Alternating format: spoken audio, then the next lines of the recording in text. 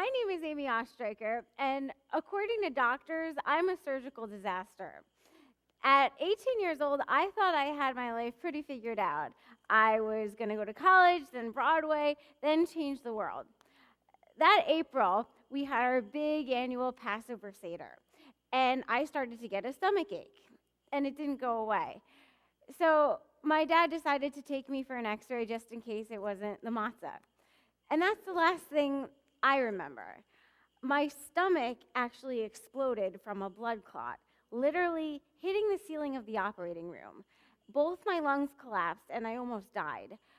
When I woke up from a coma months later, doctors told me that I had no stomach anymore. I couldn't eat or drink, and they didn't know when or if I'd ever be able to again. What do you say to that? I was devastated, but mostly confused, like I had woken up in someone else's life. I even remember Googling, how do I find myself?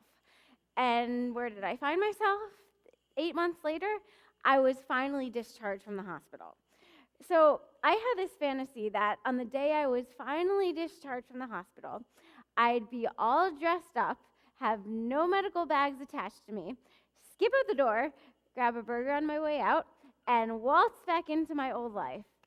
Except my waltz partner was my IV pole, and burgers don't go down so well without a digestive system. My parents felt like we needed a new beginning after this, so they surprised me with a new house.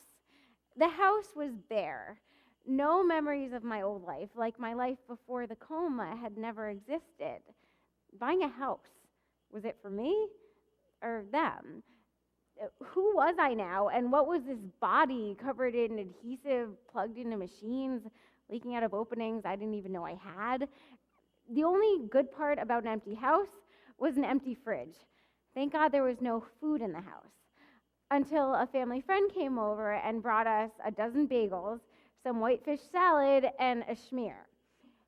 And I just remember standing over the counter, picking the poppy seeds off of a bagel, carving out its doughy insides with my fingernails, and making that crust feel as hollow as I felt inside. And after I had mutilated this poor mound of dough, this evil thing that threatened to kill me if I even attempted to eat it, I didn't know what to do with myself. I was hungry for a purpose and food. I wanted spiritual fulfillment, to find God again, but I give him up in a heartbeat for a hunk of steak.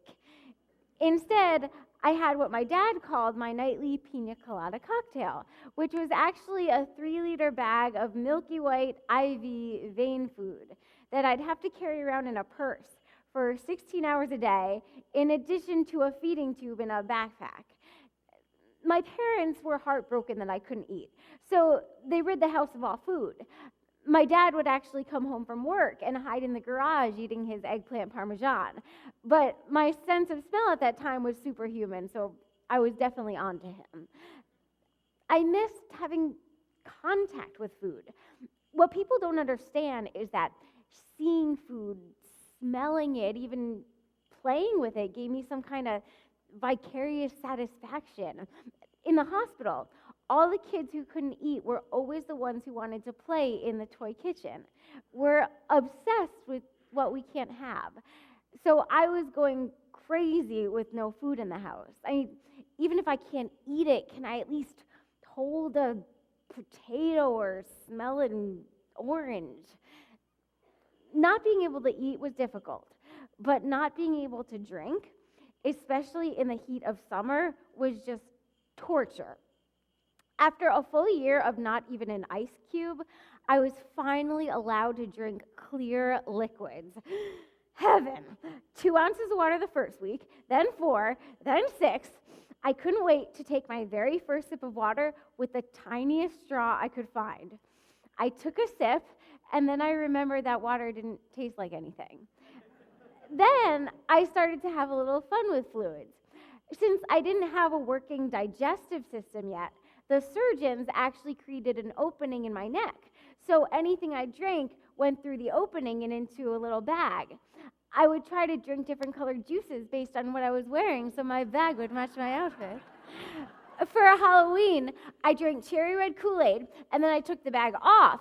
And as the red liquid spewed from my neck, I said, "Do not be afraid, I'm a vampire!" Ah! I think I was the only one that got a kick out of that. All this time, I was unable to eat a thing. Day after day, week after week, month after month, I waited patiently.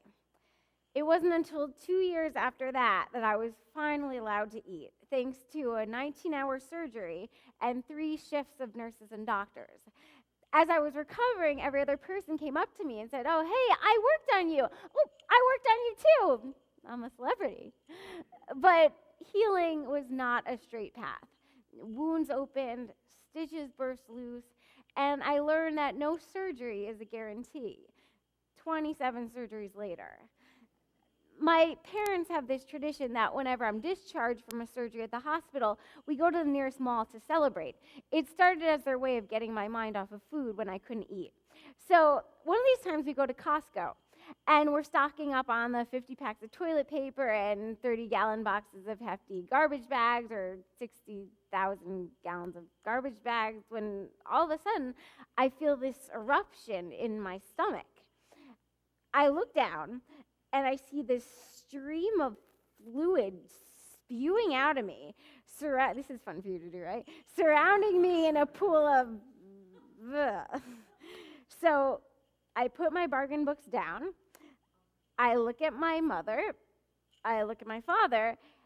And then we just get the hell out of there. So I'd like to offer my personal apologies to Herb, the employee that was called to clean up on aisle 6.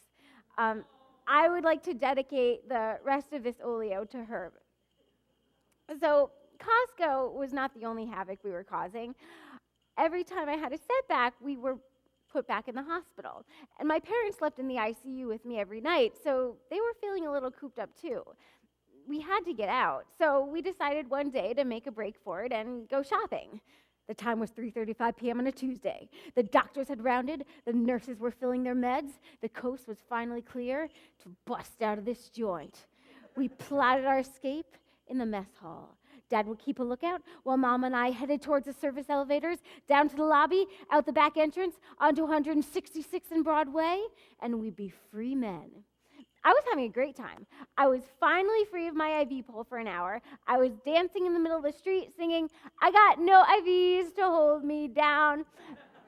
I didn't understand why everyone was staring at me until my mom reminded me that I was still in my hospital gown. I didn't care. I raced down the street, turned a corner, and found myself face to face with Juanita, the social worker. Someone must have tipped her off. We were kindly escorted back, and at nurse's report that night, there was a little announcement.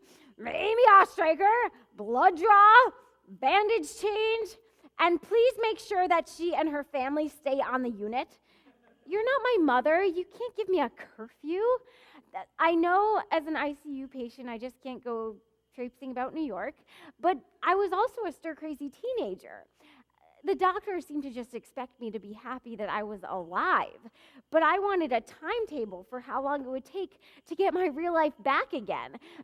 People are telling me I'll eventually be put back together soon, and eventually I'll be able to eat and drink soon enough.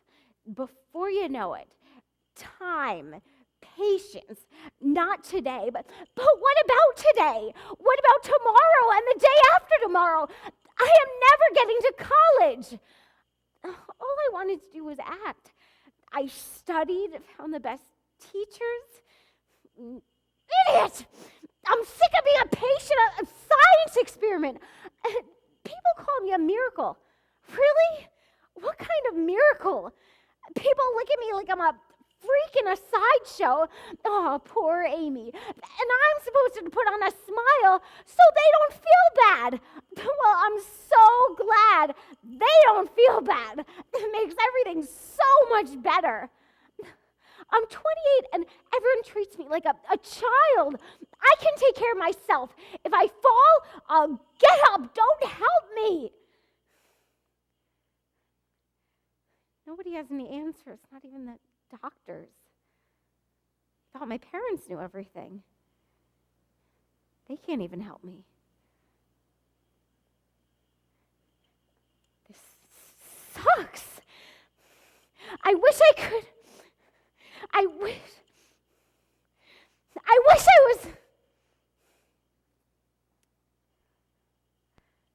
Then I found a quote. Everything will be okay in the end. And if it's not okay, it's not the end. If it's not okay, it's not the end. I could write the ending to my own story. And so I did. I wrote a musical, and I called it Gutless and Grateful. I had never spoken about what had happened to me ever before. And now I was just singing it to total strangers and New York theater critics. As fearless as this may have seemed, telling my story made me feel normal. I no longer felt like this outcast, forever exiled from the world I knew as a teenager. I had made the triumphant comeback, and this was my story. So after a big milestone like that, some people might go to the bar for a drink, someone else might bake a cake, someone might post it on Facebook. Not me. I decided to get another surgery. It was an elective surgery that was supposed to make me normal, which was weird because I was never really normal before. I knew this was a risky surgery, but it was supposed to clear up some leftover kinks that I had. So there I am lying in the gurney of the operating room when the surgeon bends over and he whispers in my ear, "So are you sure you really want to do this?" So with my last ounce of strength, I lifted up my head and I said, "I just did a one-woman show. I could do anything." Apparently not everything. 3 extra surgeries, 2 catheters, and a few more months at Mount Sinai later, I woke up with more problems than I came in with. So now here I was, set even further back with even more medical complications. I was frustrated, angry, I felt guilty. I felt like I had messed everything up. They say that everything happens for a reason, but that's not always true. Sometimes you have to make it happen. I still think of my old life sometimes and I miss it. I miss the simplicity. I look back at old photographs and I see the joy and innocence that was in my eyes. I know I can't be 13 again. I can only be the best 28 I can. But sometimes I do wonder what my life would have been like if this had never happened. This is not the life I planned for myself, but does anyone's life ever work out exactly how they plan it? I was led astray and hurt, taken apart and put back together, but differently. But my passion never went away. I kept my hunger alive. And now I know that my role in life is to still be that same performer I always wanted to be when I was 13. But now with an even greater gift to give, a story to tell. Thank you.